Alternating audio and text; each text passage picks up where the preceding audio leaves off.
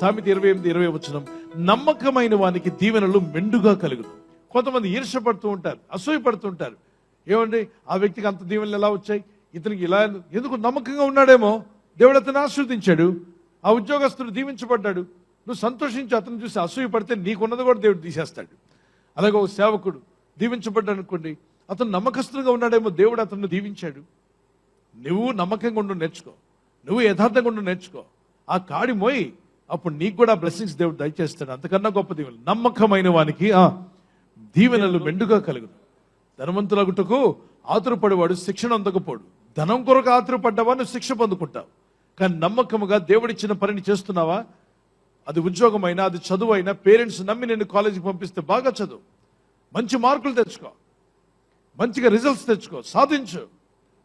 Concentration పెట్టు, చదువు పైన ఫోకస్ పెట్టు.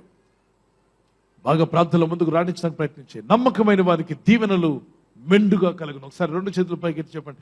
నమ్మకమైన వారికి దీవెనలు మెండుగా కలుగును. మెండుగా కలుగును. హల్లెలూయా, హల్లెలూయా. ఎవరికైనా మెండైన దీవెనలు లేవు, సనుగుతూ గొనుగుతూ అందరం ఈర్ష్యపడతానంటే వాడు ఏం కానివాడు, నమ్మకత్వం లేనివాడు. నమ్మకంగా బ్రతికిన వారిని తప్పక దేవుడు దీవిస్తాడు, ఆశీర్వదిస్తాడు, ఫలింపజేస్తాడు, మేలు చేసి వర్ధిల్ల చేస్తాడు. దేవునికి స్తోత్రం. Praise the lord.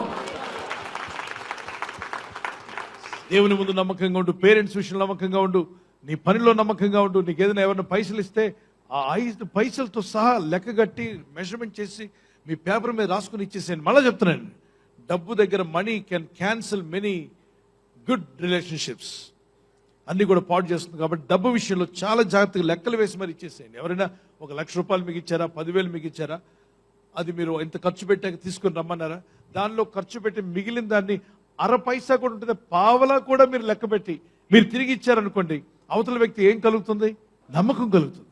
నమ్మకం అనేది క్యారెక్టర్, అది ఇంకా డెవలప్ చేసుకోవాలి. మీరు ఏముందండి ₹10 వాడేసాను, అలా కాదు. వాళ్ళు తిరిగిస్తే ఓకే, కానీ నమ్మకంగా చేస్తూ వెళ్ళండి. కొద్ది రోజుల తర్వాత మీరు చూడండి, మీరు అన్ని విషయాల్లో దీవింపబడడం ప్రారంభిస్తారు. దేవుని యందు భయభక్తి కలిగి ముందుకు సాగండి, అభివృద్ధి పరచుకోండి. ఏది దేవుడు మీకు ఇచ్చినా డెవలప్ యువర్ సెల్ఫ్, ముందుకు సాగడానికి ప్రయత్నం చేయి. ఈరోజు ఉద్యోగం లేదని అన్నారా, వెంటనే ఉద్యోగం మానేస్తాను అనుకో.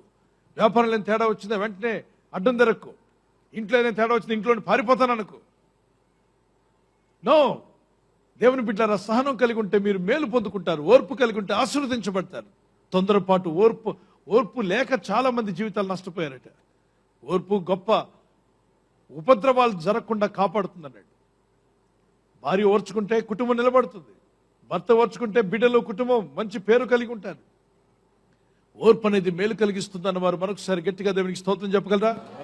ఈ రోజు నుండి ఓపిక కలిగి ఉంటాను ప్రభా, ఓర్పు నాకు దయచేయమన్న వారు దేవునికి స్తోత్రం చెప్పండి. Praise the lord. విశ్వాసంతో ముందుకు సాగుతున్న మీరంతా, ప్రభు ఇచ్చిన కాడిని మోస్తూ ముందుకు వెళ్తాను, ప్రభు యొక్క వాక్యానికి లోబడతాను, పరిశుద్ధాత్మ దేవుడు నాకు ఇచ్చిన ప్రతి బాధ్యత కూడా నేను తీసుకుంటాను, నాకు దేవుడు చేతిలో ఏ పని పెట్టినా శక్తి లోపం లేకుండా చేస్తాను అన్నటువంటి వారు బహుగా దీవించబడబోతున్నారు. మీరు ఆశీర్వదించబడే రోజు వస్తుంది. ఖచ్చితంగా నువ్వు సక్సెస్ అవుతావు నీ జీవితంలో. నమ్మగలిగితే దేవునికి స్తోత్రం చెప్పగలవా? హల్లెలూయా. అయితే ఈ రోజున మన ఫోకస్ దేని మీద?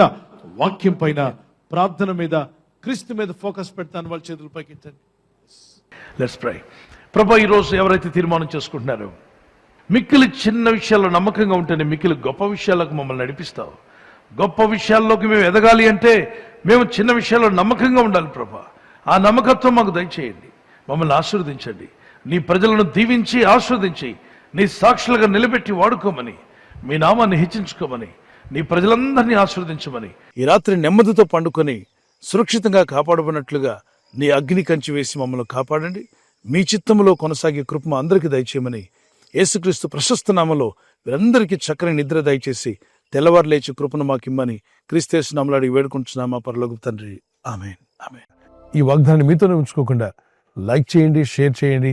అనేకులు ఈ యొక్క ఛానల్ సబ్స్క్రైబ్ చేసుకోమని తెలియపరచండి. సబ్స్క్రైబ్ చేయని వారు కూడా సబ్స్క్రైబ్ చేయండి. Good night. God bless you.